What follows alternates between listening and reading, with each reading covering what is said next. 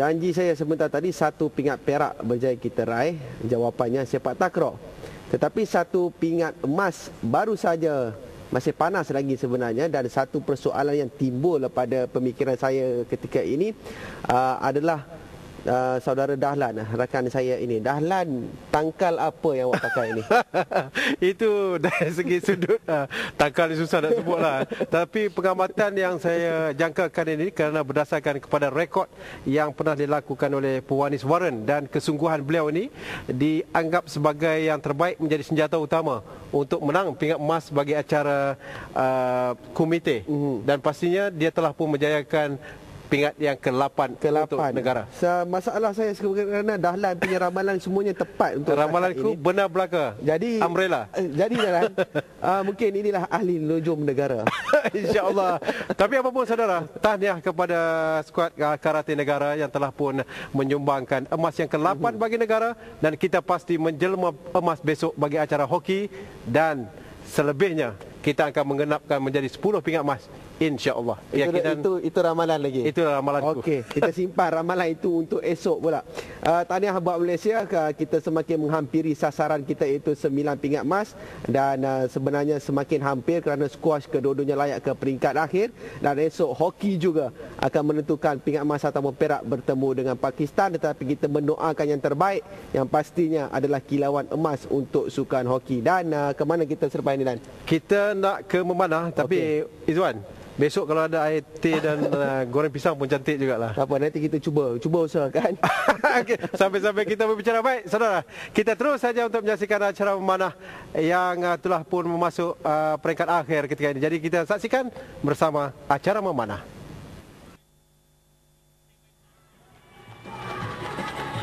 Terima kasih rakan di studio. Kita berada di lapangan memanah untuk peringkat akhir perebutan pingat emas dan perak. Saingan di antara pemanah daripada Korea Selatan, Kim Woo-jin, dan juga Tarundep Rai daripada India. Hari ini saya menemani Datuk Haji Asrullah Awang. Kita masuk ke ini adalah set yang pertama tadi ya? Ya, set yang pertama. Di mana Rai Tarundep dengan 9-10-9, begitu juga dengan Kim Woo-jin. Jadi mereka dengan 1-1 sekarang ini, 1-1 menamatkan set yang pertama. Dalam final, bagi penentuan pingat gangsa telah dimenangi oleh peserta dari Chinese Taipei, Sung Chia-chun menewaskan Jiang Yu. Rai Tarundep, tapi sekarang ini panah dilakukan oleh Kim Woo-jin. Penuh konsentrasi. 9. Oh, 9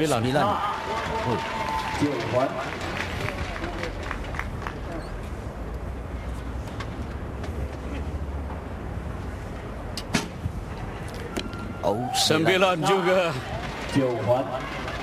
Satu saingan sengit sekarang ini. 3 panahan untuk mendapatkan mata yang kedua bagi Kim Woo-jin. 9 juga. 18.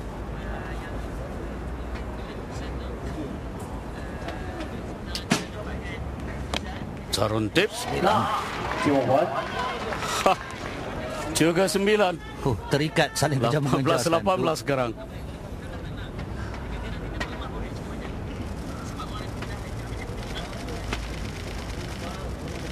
18 pada kali ini 10. Tekanan sekarang ini dihadapi oleh Rai Tarundep, mencari 10 untuk 1-1 atau ketinggalan 0-2. Hanya 10 saja. Bermana dia ketinggalan pada kedudukan sekarang ini.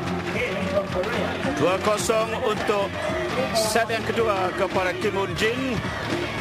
Setelah 28 Kim Woo-jin dan 27 yang dimiliki oleh Rai Tarundep. Jadi 3-1 kedudukan pemenang dari Korea di depan, mengatasi pemenang dari India yang menewaskan pemenang negara iaitu Jin Chu-siang dalam pertarungan 1-8. Dia kemudian berjaya menewaskan pemenang Korea Woo Jin-yik di peringkat suku akhir. Sebelum mara ke peringkat akhir setelah menewaskan pemanah dari China. Inilah kita saksikan ulang tayang bagaimana memisahkan dua mata sekarang ini. Korea di depan, Kim Moon Jin. Ini set ketiga. Set yang ketiga, Tarundip pula perlu mengejar dari belakang. Pastinya satu tugas yang sukar untuk dilaksanakan, tetapi tidak mustahil. Panahan pertama 10. Konsentrasi sangat penting bagi acara ini. Tengok matanya terus memandang ke sasaran. Setelah puas hati, segala-galanya dilepaskan. 10-10. 10 juga. Mungkin dalam hatinya kata, jika anda boleh lakukan, saya pun boleh. Tarundip semula, panahan kedua. Juga. 20. Keupayaan untuk membaca kelajuan arah angin juga penting itu ketika melakukan panahan ini. Sudah ketinggalan sekarang ini. Korea Kim Moon Jin. Dapatkah 10 lagi dicipta di sini oleh Round Tarundip? 9. Jadi andainya Korea dapat melakukan 10, mereka kembali dengan terikat 1-1. Tapi Korea bermakna ada kelebihan. Macam boleh 10. Dia perlukan 10. 9. Sedikit saja. Jadi nampaknya kedudukan sekarang ini sudah seri. 29-28. Jadi masing-masing dengan 3 mata. Ini menjadikan saingan semakin menarik, semakin mendebarkan bagi penyokong kedua-dua pemanahan. 3 mata untuk Rai Tarundip si India. Dan 3 mata juga untuk Kim Moon Jin setelah menamatkan set ketiga.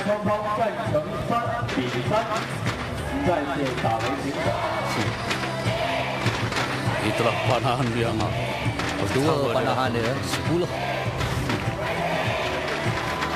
Dua peserta negara beraksi dalam acara individual ini. Izzuddin Ibrahim disingkirkan oleh Oh Jin Hyek dari Korea, dan Chen Chuxian disingkirkan oleh Rai Tarundip yang sedang beraksi sekarang ini di peringkat akhir di peringkat 18. Kim Moon Jin Pertama untuk set yang seterusnya ini. Set keempat. 9 saja.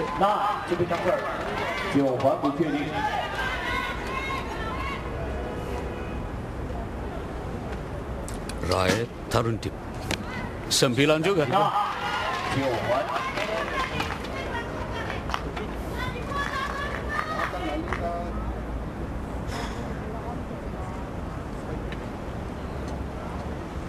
Menenang tinggal lagi 7-6 saat baru dilepaskan. 9 juga. Sudah semakin jauh tersasar.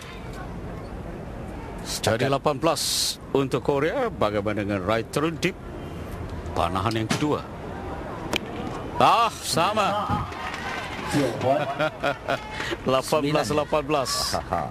Pada kedudukan mata keseluruhan juga sama 3-3. Ini panahan yang akan menentukan kalau dapat 10 tekanan untuk Rai Tarundip. Kedua-duanya baru mencatat 2. 9 lagi. Jadi sekarang peluang untuk Rai Tarundip mencari 10 untuk mendahului 2 mata. Akan dilepaskan sebentar lagi. Tidak. Mereka terikat 1-1. Jadi 4-4 sekarang ini kedudukan.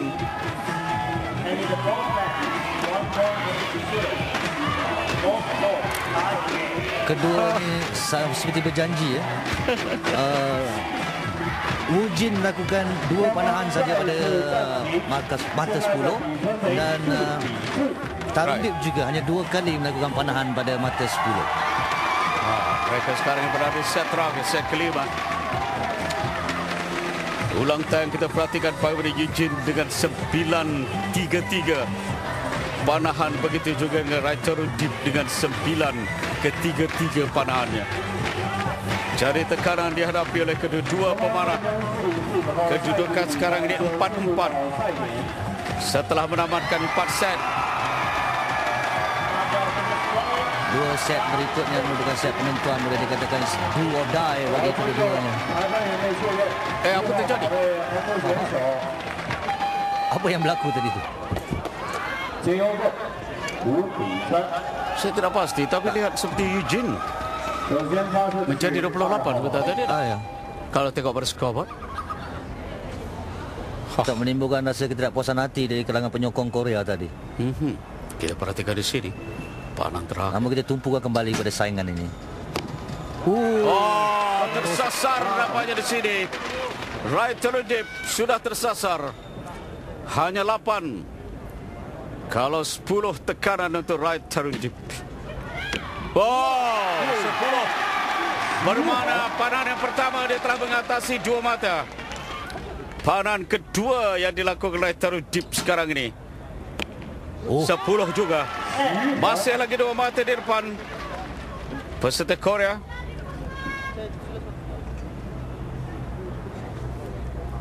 Kalau dapat 10 9. 9. 1 mata dia di depan sekarang ini. Ini yang terakhir. Taru Deep. 3 mata ketinggalan. Memberikan kedudukan yang kian menekan sekarang ini. Jadi nampaknya diakhiri dengan 10. Jadi begitulah kejayaan yang dimiliki oleh Kim Moon-jin dari Korea meraih pingat emas. Bagi acara ini pingat merah untuk Rai Charunjip dari India. Sementara pingat gangsa pula Sung Hya-jung dari Chinese Taipei. Panahan set yang terakhir nampaknya mengelirukan ataupun sedikit luntur ketepatan yang ada pada Rai Charunjip. Panahan yang pertama 8 saja dapat dilakukan. Dan ini memberikan tekanan kepadanya apabila Kim Moon-jin dengan 10 mata dan seterusnya. Keadaan itulah sebenarnya yang menekannya dan tidak mampu bangkit untuk mengatasi Korea untuk memenangi pingat emas acara memanah ini. 10-9-10. Itu panah dilakukan oleh pemanah Korea berbanding India. Wajah kepuasan. Begitulah emas menjadi milik Kim Moon-jin dari Korea, perak Rai Charunjip dari India, dan gangsa menjadi milik Sung Hya-jung dari Chinese Taipei bagi acara memanah individual. Kecewa pemanah dari India ini.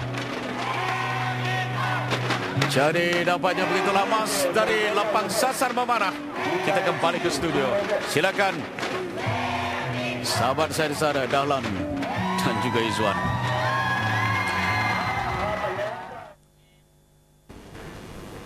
Saya pasti Izwan, kalau Malaysia yang beraksi di acara memanah akhir tadi, Datuk Hasbul akan nya lebih panjang. Lagi panjang. Lagi panjang. Tapi terima kasih Datuk Hasbul dan juga Fuad sebentar tadi. Jadi kita menaikkan semangat kita pada petang ini. Ya, okey. Mungkin ada rakan tugas kita di talan yang jauh di sana. Hafizal Ahmad. Hafizal Ahmad. Mana menghilang. Halo. Halo. Assalamualaikum Hafizal. Waalaikumsalam. Ni hao ma. Ini di sukan memanah ataupun di mana ni? Sekarang saya berada di baru habis selesai sepak takraw acara penyampaian hadiah. Selamat, bukan di bola tanpa pantai.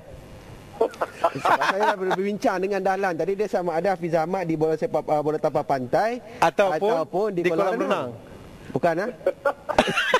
Baik Fizal, takraw apa sudah jadi? Okey, kekalahan telah termaktub sememangnya kekalahan. Tetapi isu yang besar sebenarnya, bukannya isu besar, sebenarnya kebanyakan media mula memperkatakan bagaimana masa depan Presiden PSM Dato' Ahmad Ismail. Tetapi sebenarnya sejurus selepas lawanan menampakkan bahawa anak-anak buah kita sedikit menampakkan peningkatan tanpa kita ragui. Dan secara eksklusif kami bawakan kepada anda, Dahlan dan juga Izwan. Ya. Bersama saya ketika ini adalah Presiden PSM Dato' Ahmad Ismail untuk memperkatakan tentang soalan cepu mas, soalan bonus yang dimainkan oleh kebanyakan media tentang masa depan Datuk Ahmad Ismail sebagai Presiden PSN. Datuk, mungkin Datuk boleh memberikan gambaran secara menyeluruh kerana kita bersiaran secara langsung, ramai yang menanti keputusan Datuk.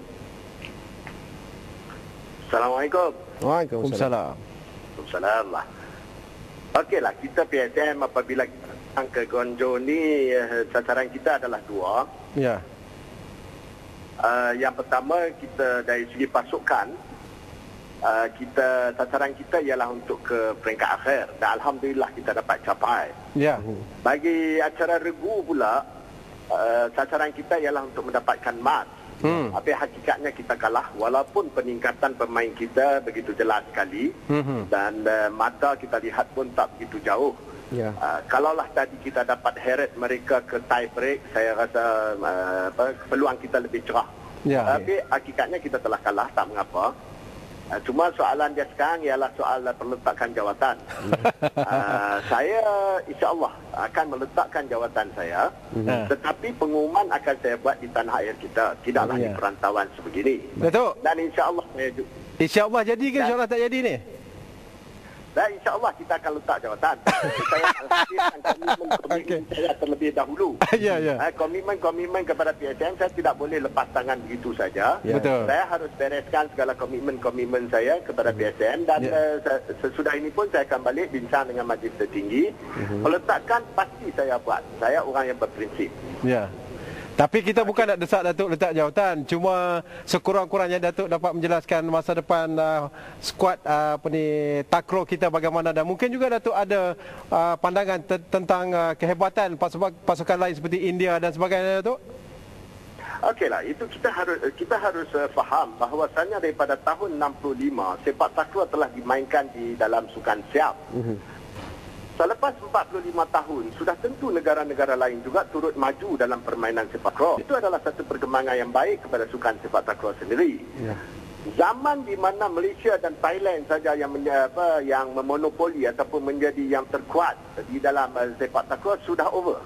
Sekarang ini kita lihat India pun bermain dengan baik, Laos bermain dengan baik, malah semua negara-negara sudah mula meningkat. Dan ini adalah satu perkembangan yang positif kepada sepak takraw. Dan dari segi skuad sepak takraw kita, saya masih yakin bahawa perlu ada sedikit perubahan di sana sini dan insya-Allah mereka boleh berjaya di masa akan datang. InsyaAllah. Datuk. Dan kita juga akan mulakan dari segi new rebranding yang dibuat oleh ISTAF. Kita akan adakan World Cup dalam bulan Julai ini. Di situ kita akan memilih 12 pasukan lelaki dari 12 negara dan 6 pasukan wanita daripada 6 negara, di mana kita akan membuat ranking di situ yang memboleh dan melayakkan mereka masuk dalam Super Series yang akan diadakan bagi tahun pertama adalah sebanyak 4 dan insya-Allah pada tahun yang kedua sebanyak 6. Ya. Sukacita saya menyatakan bahawa kalaupun saya meletak jawatan hanya sebagai Presiden PSN, tidak sebagai Presiden Persatuan Sepak Takraw Pulau Pinang dan tidak sebagai Deputy President of ISTAF and ASTAF. I will have my role to play dalam perkembangan dan promosi sepak takraw. Datuk, ada benda yang belum selesai lagi, Datuk? Yang Datuk rasa, Datuk? Ya, ada benda yang belum selesai lagi. Jadi biarlah saya balik untuk saya berebut pun. Kalau saya letak hari ini pun takkan kita dapat emas dah esok. Ini yang seronok, Datuk. Ini yang seronok, Datuk Mat ni. Tak apa, kita lah tak ada lah. Yang tak suka kat kita mungkin 10, tapi yang suka kat kita mungkin 100. Okey lah, tu lah. Biasalah, tak apalah. Tak apa. Terima kasih. Okey, terima kasih, Datuk. Sama-sama. Hafizal? Ya, saya. Lagi. Hafizal? Ya, saya. Okey, Hafizal, 8 emas ketika ini. Bagaimana anda melihat semangat prestasi ataupun atlet kita setakat ini menjelang kita nak mengutip 9 emas sasaran kita? Saya secara realistiknya, saya merasakan komitmen atlet-atlet di semua sukan apabila menuju ke 9 pingat emas ini, ke semua atlet-atlet yang tidak bertanding akan bertumpu di venue-venue membabitkan rakan-rakan mereka untuk memberikan sokongan padu, kerana semalam telah menceritakan bagaimana skuad hoki negara bangkit dari situasi yang cukup getir sebenarnya, Izwan dan juga Dahlan. Ya. Cuma satu je lah pesan kat Tok Mat supaya Izwan ada Hafizal. Ya, saya. Pesan kat Tok Mat supaya tidak ada rombongan untuk pujuk dia letak jawatan. Itu mungkin. Mungkin. Siapa tahu. Okey. Okey, Dan. Terima kasih. Setakat ini laporan saya dari Gongzhou. Ya. Baik. Aduh, sahabat kita. Dah lama dah kita tunggu dia sebenarnya, Dalan. Tunggu lama dah hilang lama dah kan? hilang. Hilang pergi merata lah, maksud sibuk dengan Guangzhou ni. Apa pun itu sebenarnya pendirian Datuk Ahmad Ismail bukanlah atas dasar kita mahukan beliau untuk letak jawatan dan sebagainya, kerana ini kita sifatkan sebagai tanggungjawab terhadap apa yang diperkatakan sebelum ini. Dan kita yakin jika ada masih perkara yang belum selesai, mungkin akan diselesaikan apabila sampai ke tanah air nanti. Okey. Kepada anda yang baru bersama kami, hari ini 2 pingat emas menerusi acara karate menceriakan dan memberikan kita senyuman yang cukup manis untuk kita ikuti. Begitu juga dengan 2 pingat gangsa menerusi acara terjun dan juga 1 juga menerusi acara karate. Nampaknya setakat ini semuanya berjalan lancar. InsyaAllah. Jadi berarti kita masih lagi menumpukan kepada hanya 1 lagi pingat emas untuk memperbaiki pencapaian di Doha pada 2006, dan saya yakin bukan hanya memperbaiki, kita akan layak lebih ke peringkat ke Sukan Olimpik. layak ke Sukan Olimpik. Itu yang lebih penting. Baik, Nash, Okey. kita nak saksikan berkenaan dengan 1 lagi kemungkinan emas esok. Okey. Steven Van Hoosen mempunyai tanggungjawab juga pandangan beliau bagaimana perjalanan kita esok. Mungkin kita boleh saksikan temubuan yang sempat kami rakamkan bersama Steven Van Hoosen. Silakan.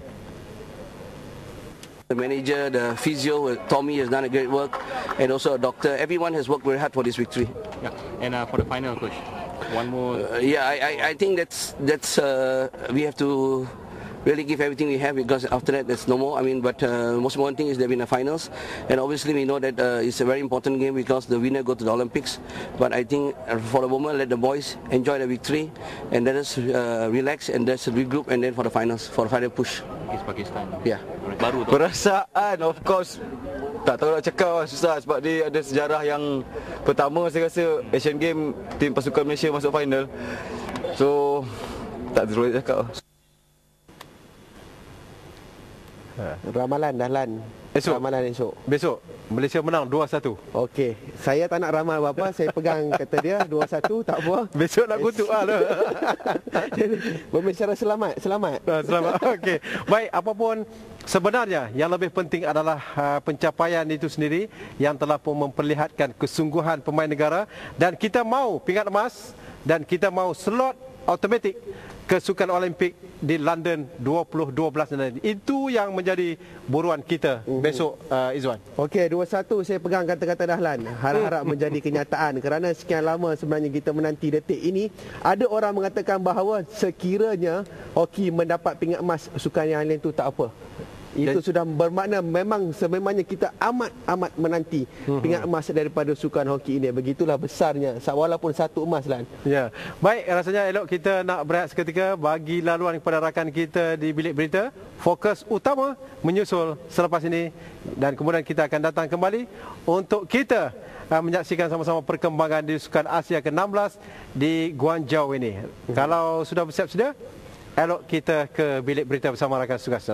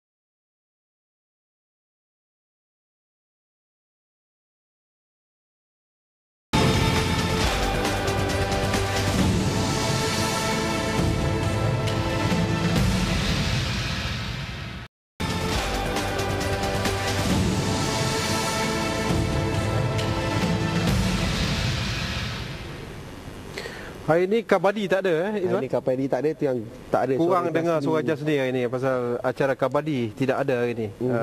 Tapi tak apalah, tadi kita dah dengar squash, dengan mantap. Veteran dengan mantap. Baik. Veteran, 2 veteran. Terima kasih. Dan kita nak lihat kedudukan pingat terkini. Bagaimana hari ini kita dengan 2 pingat emas dan di manakah kedudukan kita? Untuk seketika kedudukan pingat terkini inilah dia Dahlan. Saya tak berapa nak peduli yang atas tu Izwan. Sebenarnya terlalu jauh untuk kita saingi.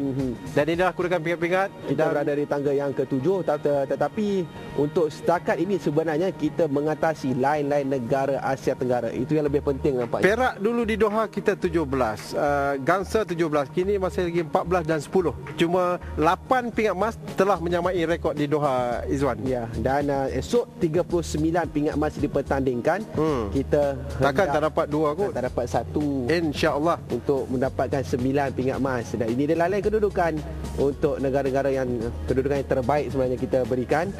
Kerana kalau kesemuanya ada 34 negara yang sudah pun berkedudukan mempunyai sekurang-kurangnya 1 pingat gangsa. Itulah kedudukan yang terkini. Dan kepada anda yang baru saja bersama kami di RTM, siaran di sebelah petang ini menyaksikan kedudukan negara kita semakin baik dalam buruan 9 pingat emas. Hanya 1 lagi untuk kita atasi rekod ataupun pencapaian di Doha dengan 8 emas sebelum ini. 17 perak dan 17 gangsa. Apapun kita mengharapkan 2 acara yang membabitkan squash berpasukan lelaki dan wanita dan juga wanita yang telah layak diri ke peringkat akhir. Yang mana acara ataupun berpasukan wanita Dahlan, kita akan bertemu Hong Kong, manakala bagi acara berpasukan lelaki pula kita menanti sama ada Pakistan ataupun India di peringkat akhir nanti. Dalam hal ini kalau kita teliti percakapan ataupun janji yang telah dibuat oleh Datuk Nicol and David yang menyatakan 4 emas akan diberikan menerusi acara squash semakin menjadi kenyataan jika perkembangan terkini ini diambil kira. Baik, sama-sama kita doakan akan kejayaan kontingen ataupun negara kita esok. Khususnya ada 3 acara akhir yang saya katakan boleh katakan besar. Squash di peringkat akhir, begitu juga hoki pada jam 5 petang untuk kita mencipta 1 lagi sejarah. Sekurang-kurangnya merangkul pingat emas sekaligus melayakkan diri kita ke peringkat ataupun kesukan Olimpik pada tahun 2012 di London nanti. Kita telah muncul pemenang pingat gangsa sebanyak 6 kali bagi acara hoki ini dan kita sudah tidak mahu dengan gangsa lagi. Kini kita mengejar perak ataupun yang lebih manis adalah pulang dengan pingat emas. InsyaAllah saya kira pemain-pemain negara akan melakukan yang terbaik besok. Kita nantikan perkembangan ini. Dan juga tahniah kepada pemain ataupun peserta karate negara, pewanis waran yang telah pun memiliki ataupun memberikan pingat emas yang ke-8 negara sebentar tadi. Dan yang penting bagi Dahlan sebenarnya Ji Pondisuarin ini telah pun menyelamatkan beliau kerana ramalannya yang awal-awal lagi meletakkan Pondisuaran untuk meraih pingat emas. Terima kasih untuk Pondisuaran Dahlan. Terima kasih. Terima kasih. Dah tak, Hafizah tak dengar tak apa. Tak apa, Hafizah di sana tak apa. Okey, kedudukan kita hari ini dengan kedudukan ataupun 8 pingat emas sememangnya cukup menggembirakan kita. Dan tetapi ada juga beberapa acara yang hari ini kalau kita tinjau kepada Dada Akbar, iaitu BM mahu gilap bakat baru untuk menggantikan Lee Chong Wei. Sememangnya inilah langkah terbaik untuk BM ini kerana selama ini kita terlalu meletakkan bebanan kepada Lee Chong Wei ni Lan. Ya, itu satu perkara yang baik dan rasanya elok kita nak dengar suara Suhaimi Muhammad, pengulas kita pada petang ini bagi acara tinju yang sedang berlangsung. Kalau sudah bersiap sedia suami, ayo keluarkan suara anda ulasan boxing ketika ini.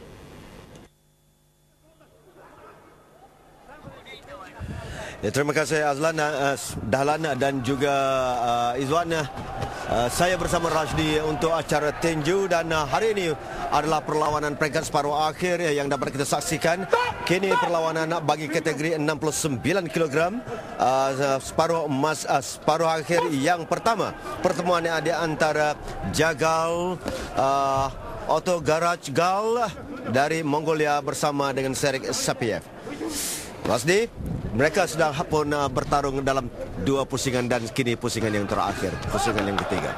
Satu perlawanan yang pastinya peserta dari Kazakhstan, Sergey Sapiev, menundukkan peninju negara di peringkat pusingan kedua. Ya, beliau menundukkan Muhammad Farkan Harun dalam pertemuan pusingan yang kedua dan Sapiev sememangnya adalah pemenang pingat emas Olimpik. Itulah perbezaan di antara peserta kita dengan peserta Kazakhstan ini. Dan bertemu sekarang ini dengan peserta Malaysia. Kita perhatikan terus saja kepada perlawanan. Mengakhiri sekarang ini dengan kedudukan Sapiev sedang mendahului dengan 8-4, satu kedudukan yang selesa berbanding dengan Jargal.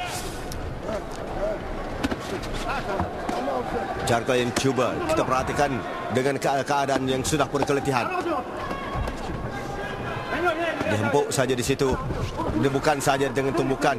Itu bukanlah tumbukan yang dilakukan oleh Sapiev sebentar tadi. Kita perhatikan. Satu lagi, cuba menyerang nampaknya. Sapiev yang coveringnya, kita perhatikan coveringnya cukup bagus, melindungkan diri. Dalam keadaan beliau sudah pun mengetahui beliau sudah mendahului. Kita perhatikan 1-2 yang diajukan oleh Sapiev sekali lagi. Dalam keadaan sedemikian dan itu satu in saya kira. Kalau boleh dikira. Kerana suatu tumbukan yang begitu clear, jelas dan nyata. Sarik Sapiev kalau diperhatikan gayanya seakan peninju Britain, iaitu Prince Nasim yang tidak melakukan blocking. Mereka tidak ada dalam keadaan sekarang ini. Sapiev lebih yakin. Yang sebenarnya beliau yakin bahawa beliau boleh memenangi perlawanan ini. Sebab itu kawalan ataupun covering tidaklah sebegitu perlu bagi beliau. Kita perhatikan 1, 2, 3 tumbukan. Satu lagi in. Itu dia. Dalam keadaan yang sedemikian mengakhiri hanya saat saja memisahkan mereka. Sapiev masih lagi laju, mampu untuk melakukan tumbukan-tumbukan. Kita perhatikan bagaimana Jargal yang hanya melindungi sahaja, melakukan covering walaupun marah untuk melakukan serangan, tetapi di situ Sapiev kemas, membungkus dirinya, dan dalam keadaan sedemikian agak sukar untuk lawan memperoleh sebarang mata. Jab 1-2 daripada Jargal tidak menjadi. Kenapa? Tidak boleh menggunakan ataupun tumbukan yang tidak melalui sasaran tumbuk sebenarnya.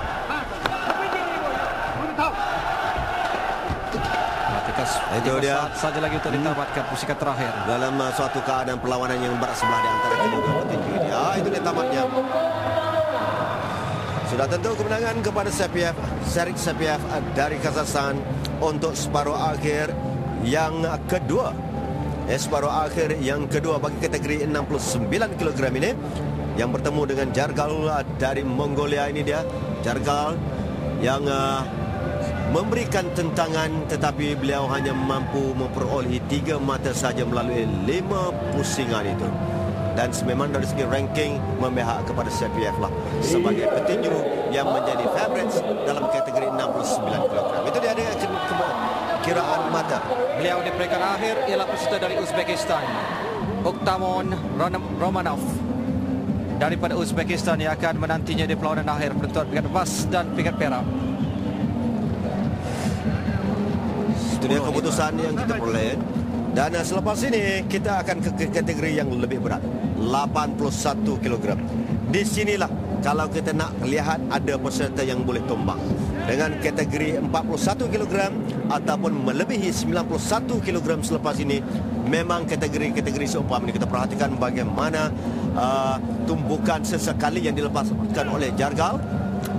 Pusingan pertama beliau mendahului hanya satu mata, 2-1. Pusingan kedua 4-3 dan 4-1 pusingan terakhir. Pusingan yang terakhir itu yang memihak terus kepada Sapiev.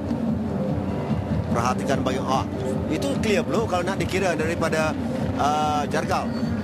Tapi namun walaupun dalam keadaan beliau ditumbuk, diserang dan sebagainya, Sapiev tidak berunduk. Ini cara Tyson main. Ini cara Tyson main. Kita perhatikan. 2 memang in. Lagi bila nampak saja terbuka ruang, di situlah Sapiev mencelah. 81 kg untuk separuh akhir yang pertama, menyaksikan pertemuan peserta India dengan peserta Nepal. Peserta India di penjuru merah iaitu Danish Kumar, sementara peserta Nepal di penjuru biru Deepak Maharjan.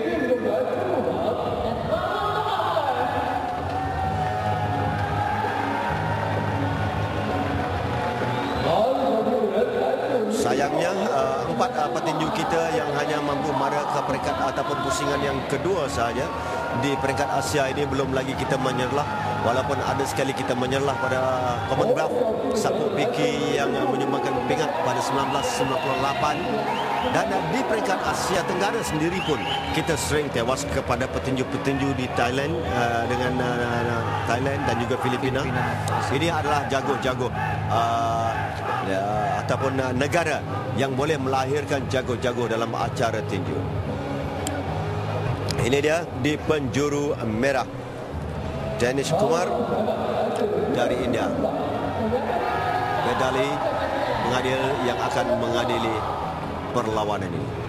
Tertarik saya kepada style rambut pengadil. Jarang begitu kemas. Barisan 5 juri yang akan mengadili perlawanan peringkat separuh akhir 81 kg.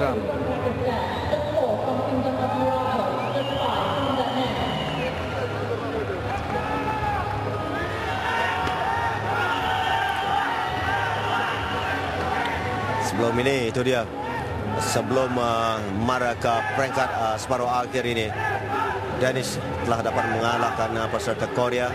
Sementara Depak pula menumbangkan ke Triang Kai dari Thailand. Bersedia untuk dimulakan pusingan yang pertama. Mereka bermain 3 pusingan, 3 minit 1 pusingan.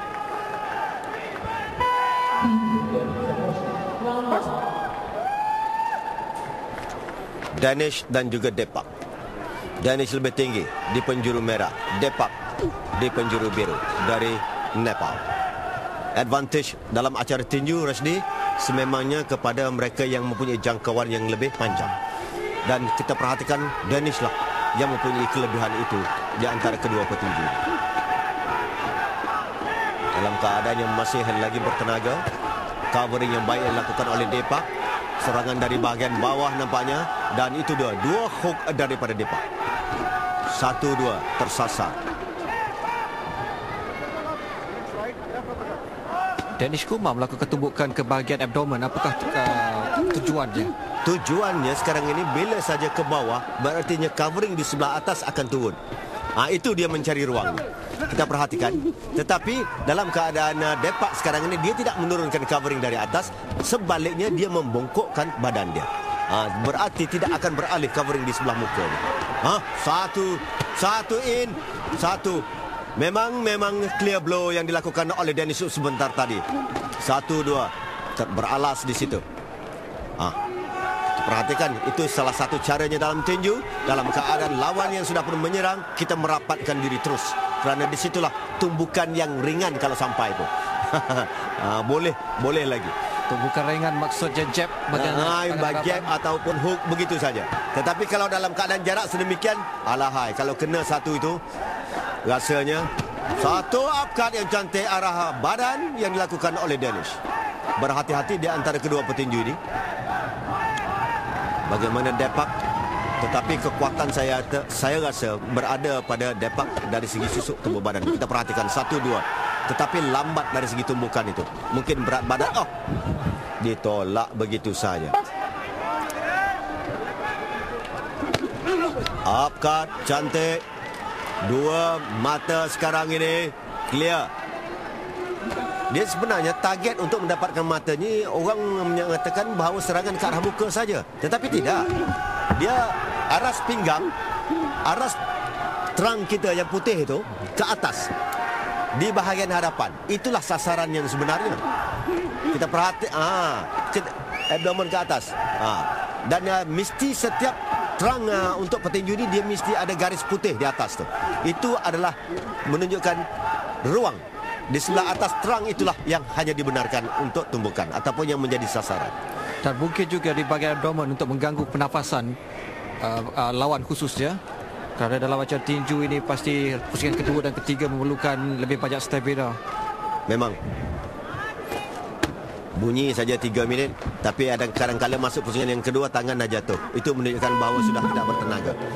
Okey, memihak kepada Danish dari India untuk pusingan yang pertama ini. 2-0 di situ. Satu lagi kita perhatikan body attack cukup cantik daripada Danish. Dan itu dia Satu lagi kita perhatikan in dan clear blow dengan satu hook bawah itu. Sememangnya cara Danish bertinju itu adalah satu cara profesional. Kita nampak betul-betul profesional. Dan di sini Depak harus melakukan sesuatu kerana beliau sudah mengetahui kelebihan Danish dan Danish harus menyerang dalam pusingan yang kedua ini. Dinesh Kumar di peringkat suku akhir menundukkan petinju dari Korea iaitu Ho Ji-ho dengan 10-6. Pusingan kedua sudah pun bermula. Danish itu acahkan saja, mengacah. Tetapi dalam acah itulah sebenarnya untuk mencari ruang. Dari bawah perginya. Saya risau kalau ini cara Danish sering kali ke bawah. Asal itu dia. Dalam perebutan untuk pergelutan itu memihak kepada Danish lagi. Ya, counter punch yang terakhir itu yang menjadi perkiraan. Biarpun Depak berjaya melakukan satu hook. Satu lagi in kiri Danish. Memang kelebihan kepada acara tinju ini kepada orang yang punya jangkauan yang lebih panjang. Berartinya orang yang tinggi dan mempunyai jangkauan yang lebih daripada lawan, itulah kelebihannya. Dan disinilah kelebihan yang ada pada Danish. Tetapi Depak tidak menggunakan kelebihan dari segi tumbukan kekuatan yang ada pada beliau. Itu sahaja. Kerana beliau tidak boleh rapat. Cuba saja merapat, berartinya 1-2 akan sampai daripada Danish. Itu yang dia tersekat sekarang. Tapi kalau beliau bermain jauh lagi susah kerana beliau tidak berpeluang untuk menyerang. Memang, sememangnya begitu. Tetapi kita takut sekarang ni Danish dengan tumbukan kirinya. Danish adalah petinju kidal. Ya. Berartinya kiri itu cukup berbahaya. Kirinya cukup berbahaya kerana sasaran kiri itu sering kali ke bawah, ke perut. Dan dia boleh tersedak, kadang-kadang boleh jatuh. Lawan boleh jatuh kalau ke arah badan, tumbukan ke arah badan terlalu banyak. 4 mata di hadapan cukup selesa untuk Danish dalam pusingan yang kedua ini. Mengacah saja. Satu lagi kita perhatikan. Oleh kerana ketinggian, kita perhatikan Danish hanya melepaskan upcut terlalu banyak. 1-2 memang tidak akan mengena. Kerana ducking daripada Depak itu akan kita perhatikan sekali lagi. Memang melepaskan upcut. Di situ counter punch ataupun counter attack dilakukan oleh Depak tetapi tidak memberikan hasil. Sebaliknya counter punch yang akhir tadi daripada Danish memberikan mata untuk beliau. Berada 5 di hadapan. Di pusingan kedua 5-0. Sudah nampak keletihan di antara kedua petinju ini. Dinesh Kumar mendahului. Suatu keadaan memegang yang dilarang amaran pengadil. Kalau diperhatikan stance juga berbeza kedua petinju itu. Kalau dilihat bagaimana Dinesh lebih bersedia sebenarnya dalam keadaan beliau ke kudanya itu. Bersedia untuk melakukan spring dan di situ bersedia untuk melakukan serangan. Dari segi kedudukan itu memang advantage. Kita perhatikan satu lagi. 1, 2, 3 kombinasi tumbukan dan cuba membalas tumbukan, namun masih lagi beralas. Tidak ada mata untuk Depak ketika ini. Dan kita perhatikan itu style yang ada pada Danish sekarang ini, menunjukkan sesuatu, merendahkan badannya. Dan itu dia tamat pusingan yang kedua dengan 6 mata berada di hadapan. Cukup selesa keadaan. 5 mata berada di hadapan, 3 mata yang dapat diperoleh menerusi pusingan yang kedua.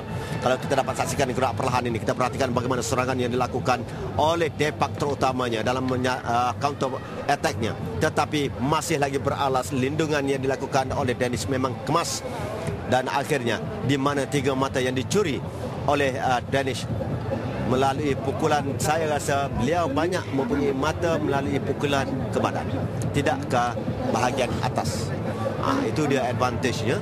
Kalau dia Depak pula sekadar menghayunkan tangannya melakukan tumbukan, beliau kata orang sekadar nasiblah kalau kena meredah saja. Dengan tidak ada satu strategi dari segi tumbukan. Itu saja yang dapat kita perhatikan. Melepaskan tumbukan, kena tak kena suku pasar, lain cerita dia kata. Asal tumbuk kena tumbuk. Okey, kita tumpukan kepada pusingan yang ketiga dan yang terakhir di antara kedua-dua petinju ini, memihak kepada Danish dari India sekarang ini.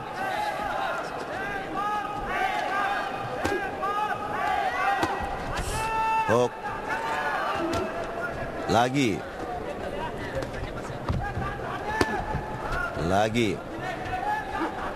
Danish. Itu dia. Dua counter punch yang dia lepaskan. Tetapi counter punch-nya seolah-olah counter punch tumbukan yang membabi buta, yang kita istilahkan sebagai membabi buta. Tidak ada sasaran yang ditujukan oleh Depak. Itu jadi masalahnya. Dalam keadaan Danish sudah pun terbuka sebentar tadi. Kita perhatikan lagi. Dia perhatikan saja oleh Danish. Dari segi penglihatan, pengamatan, memang kepada Danish sekarang ini. 1-2. Dengan satu uppercut. Satu mata. Barulah satu mata. Tetapi Danish sudah pun menambah satu mata. Kalau tak tumbang Danish, tak kalah dia hari ini. Itulah dalam kepala Depak sekarang ini. Mesti menumbangkan Danish. Tetapi perhatikan kepada Danish. 1-2. Satu clear blow di situ tu. Satu clear blow.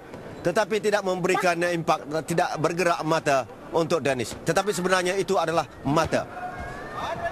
Kita perhatikan kemana arahnya. Mesti serangan dari bawah. Itu kalau tak sangkut tak apa. Sangkut dagu boleh melambung. Hoi.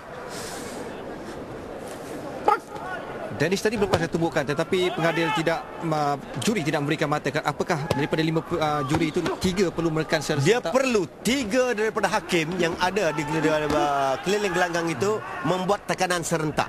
3 out daripada 2, berartinya barulah dikira 1 poin. Itu hakimnya mesti kena tajam penglihatan, pengamatannya.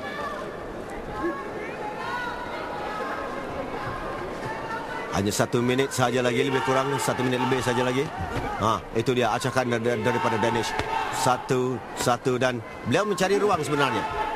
Pergelutan begitu membuang masa sebenarnya dan meletihkan. Pergelutan seumpama itu memang buang masa dan meletihkan. Satu uppercut cantik di situ. Walaupun beralas meninggalkan kesan, memang berkesan. Perhatikan counter attack yang dilakukan oleh Depak. Seolah-olah beliau pejam mata tumbuh. Itu yang kita boleh nampak sekarang ini. Pejam mata tumbuh. Dan Danish memperhatikan pergerakan itu. Pantas untuk mengelak. Itu dia, satu hook yang baik. Jelas kelebihan ketinggian dan jangkauan digunakan oleh Danish ketika ini. Sememangnya begitu. Memang kita dah katakan tadi, seorang yang mempunyai jangkauan yang lebih itu adalah advantage. Dengan ketinggian dan sebagainya, cuba merendahkan badan dan itu elakkan ducking yang baik yang dilakukan oleh Depak sebentar tadi, mengelak daripada hayunan tumbukan yang dilepaskan oleh Danish. 1-2 tak mengena, satu mata saja. Hanya saat memisahkan mereka sekarang ni. Countdown daripada penonton sudah pun kedengaran. Itu dia. 1-2 di saat-saat yang terakhir ini. Danish cuba menyerang sekarang ini. 1-2 lagi. Coba kena daripada Depak tidak meninggalkan ataupun memberi kesankan apa-apa. Berarti Danish akan diumumkan sebagai pemenang dengan kiraan mata dalam pertemuan bagi separuh akhir yang pertama 81 kg. Selepas ini satu lagi separuh akhir 81 kg ini menemukan peserta China Meng Fanglong dengan peserta Uzbekistan iaitu Ashot Rasulov. Dan inilah yang kita katakan, boleh dikatakan keseluruhan kategori ini peserta Cina ada je. Itu advantage tuan rumah. Ini dia.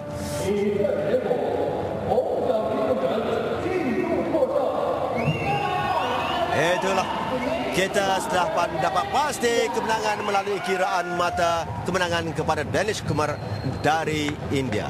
Jadi itu saja Rasni untuk acara tinju sebagai pembuka tirai hari ini. Dan kita kembali bersama rakan-rakan di studio.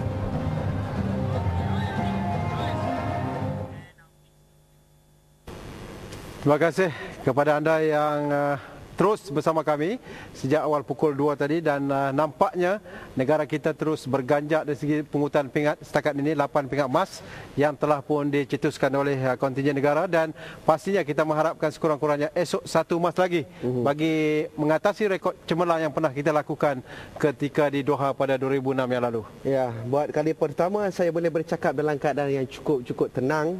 Saya ada 1 minit hari ini. Dan terima kasih kepada anda kerana terus setia bersama kami kami di TV1 sepanjang siaran secara langsung ini yang bermula pada jam 2 petang tadi. Tetapi jangan lupa pada jam 10 malam nanti kami akan kembali untuk membawakan laporan terkini Sukan Asia edisi yang ke-16 di Guangzhou ini. Dan itu sebelah malamnya. Besok jangan lupa, insya-Allah kita bawa secara langsung. Kalau tidak ada aral melintang, perlawanan hoki menemukan pasukan negara kita Malaysia berhadapan dengan Pakistan. Buat kali pertama dalam sejarah hoki negara, kita sedang memburu pingat emas walaupun pingat perak dalam genggaman, dan kita pernah merasai genggaman pingat gangsa sebanyak 6 kali sebelum ini, dan kita mengharapkan kilauan perak ataupun emas akan menjadi kenyataan besok. InsyaAllah sama-sama kita doakan skuad hoki negara kita. Baik, terima kasih kepada anda sekali lagi, dan akhir kata dari saya, salam hormat, salam satu Malaysia. Kita jumpa lagi. Jumpa lagi dan jumpa lagi. Bye.